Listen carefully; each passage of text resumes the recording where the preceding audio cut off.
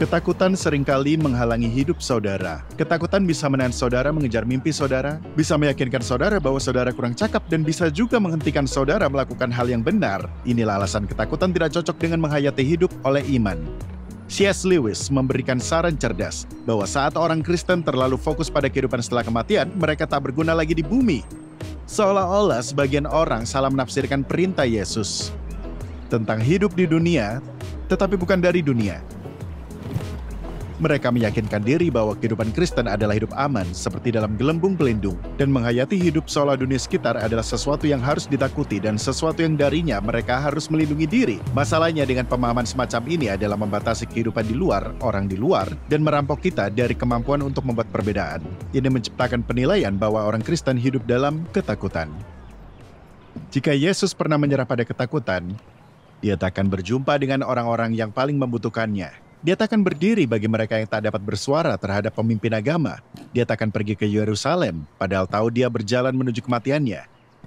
Salah satu murid Yesus, Yohanes, menulis pernyataan hebat dalam salah satu suratnya kepada gereja mula-mula. Ia berkata, di dalam kasih tidak ada ketakutan, kasih yang sempurna melenyapkan ketakutan. Jangan salah paham, saya tak berkata menjadi orang Kristen membuat saudara kebal ketakutan. Tetapi makin kita memahami dan percaya kasih Tuhan bagi kita, ketakutan makin tak berkuasa atas kita. Makin kita tahu kita dikasihi, makin berkurang ketakutan kita melakukan yang benar, atau makin berkurang ketakutan kita gagal atau ditolak.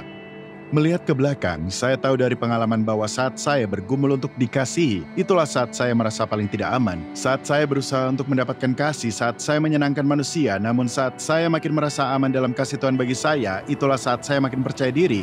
Ketakutan berkurang, lebih menjadi diri sendiri.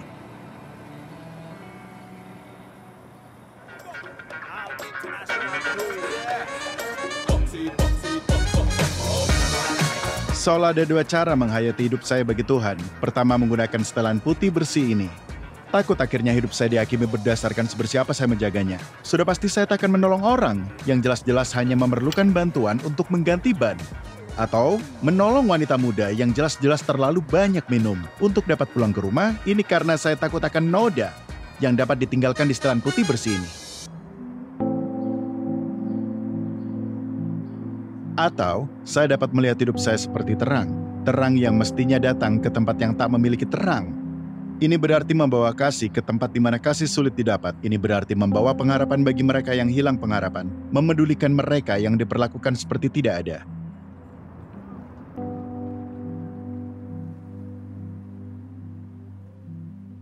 Yesus, seperti biasa, memberi perumpamaan yang tepat sasaran, yang disebut orang Samaria yang murah hati. Ini tentang seseorang yang berjalan di jalan seperti ini dari Yerusalem ke Yeriko. Di jalan, ia disergap penyamun-penyamun.